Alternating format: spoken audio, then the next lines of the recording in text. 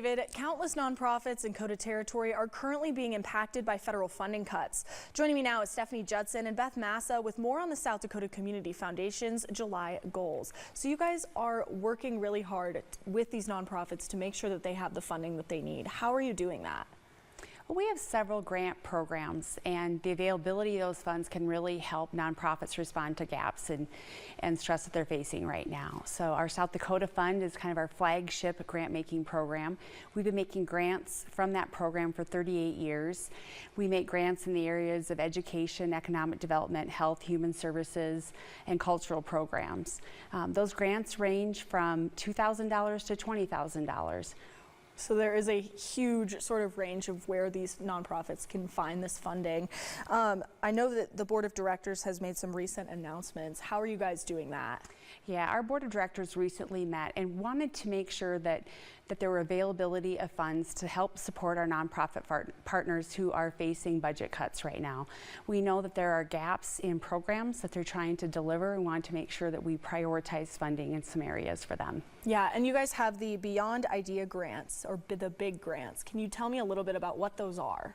Right. So our federal funding grants will actually go up to $50,000. So where our normal South Dakota Fund grants are capped at $20,000, if we're working with a nonprofit who's facing federal cuts, those grant limits go up to $50,000. And then our big program is another important program that offers grant funding from $5,000 to $100,000. It's important to note that that grant program is open right now and is set to close at the end of the month. So grant deadline is July 31st at 11 a.m. Central Time. And beyond just some grant opportunities, what are ways that people can get involved to help support nonprofits in the area?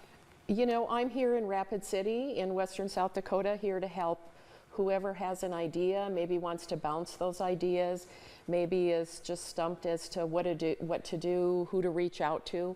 I'm here, I'm happy to meet with them, whatever that looks like, on their own time, and hopefully we can find opportunities for them to reach their goals and to continue their programming. And what's a big emphasis this month in July that you guys are working towards? I think we just want to make sure that all nonprofits in the area know that we're a resource to them. They should check out our grant programs, certainly.